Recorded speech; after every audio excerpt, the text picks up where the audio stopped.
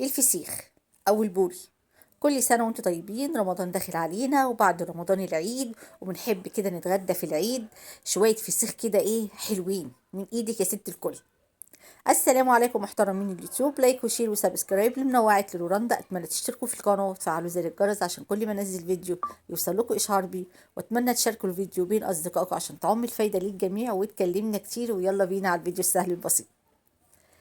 نزلنا سوق العبور كده، جبنا شوية بوري حلوين. انا قلت لكم قبل كده ان العبور جنبي، فنزلت جبت منها السمك البوري الحلو ده، كان صابح وجميل زي الفل. اول حاجة في البوري، غسلته تحت الحنفية من عند راسه كده، بفتحها وبحط صباعي كده وبطلع، بيبقى فيه تراب وطينة وحاجات البحر كده.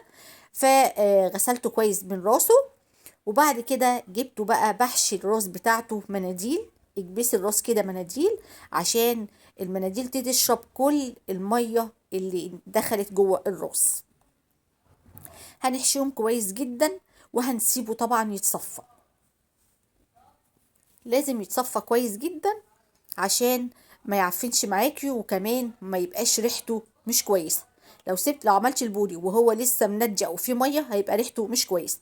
هنا بحشي كل واحده كده بالمناديل، وجبت شفشق كده وابتديت احط كل البوري فيه على راسه، يعني راسه تحت كده وديله فوق.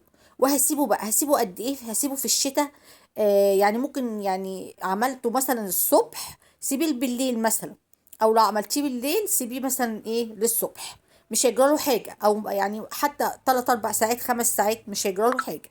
اهم حاجه ان هو ينشف من الميه اللي فيه، او يصفي الميه اللي فيه.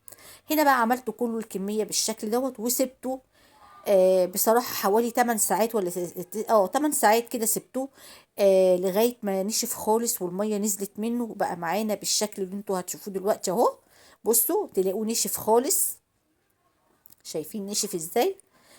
دلوقتي بقى هعمل ايه؟ هنخلل بقى.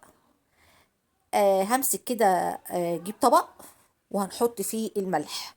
انا استخدمت الملح الخشن والملح الناعم. حطيت شوية من ناعم على شوية من الخشن. انت عايزة تملحي بناعم ماشي، تملحي بخشن ماشي، اي نوع ملح مش هيقول لا. انا عملت خليط بين الناعم وبين ايه الخشن. وحطيت كمان اهو الملح اهو دوت اللي انا بقول لكم عليه. حطيت كمان حوالي 3 معالق من الشطة. هنا الملح التاني اهو. انا عملت كمية ملح كبيرة لان انا عندي كمية السمك كانت كبيرة. حطيت 3 معالق من الشطة، وحطيت معلقة من الكركم، والكركم هنا مادة حافظة، معلقة كبيرة كده. وهقلب بقى كل الحاجات دي. حطيت معلقة، بقول لكم حطيت معلقة شطة تاني. هقلب بقى كل الحاجات دي. وبعد كده هنبدأ بقى نجيب صينية كده، ونمسك أول سمكية. بصوا هي ناشفة ازاي. هبدأ بقى أشيل المناديل. بصوا هلاقي المناديل يعني شربت كل المية اللي فيها اهي.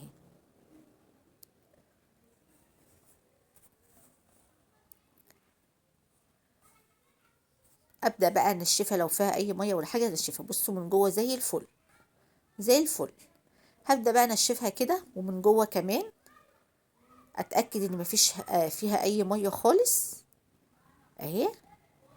طبعا هنا بقى السمكة عندي ناشفة، فلازم اعمل لها مساج، ان انا اطر السمكة واجي كده كمان من عند السلسلة واضغط عليها كده، هلاقي السلسلة فصلت عن اللحم كمان اهو. هفضل بقى اعمل لها مساج كده لغاية ما اخلي السمكة تطرى معايا، لان هي نشفت طبعا اهو بالشكل اللي انتوا شايفينه ده.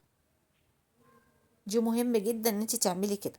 بعد كده هبدأ بقى الملح، هحط اكبس بقى الراس. اكبسي بقى الراس على قد ما تقدري، اكبسيها ملح. بصي بحط بصباعي ازاي، بدخل وبضغط بصوابعي عشان اكبس الراس جدا ملح.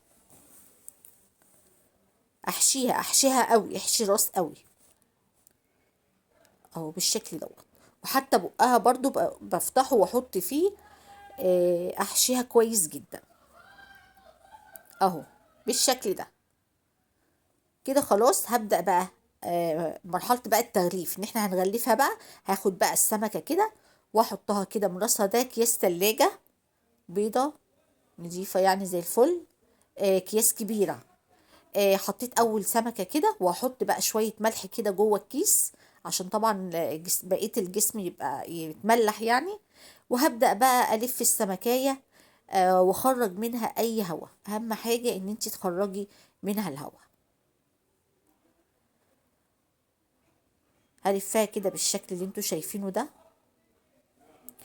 واضغط عليها بحيث ان انا اخرج اي هوا منها اهو. هبدأ بقى، هجيب بقى كيس تلاجة كمان، وهبدأ احطه عكس.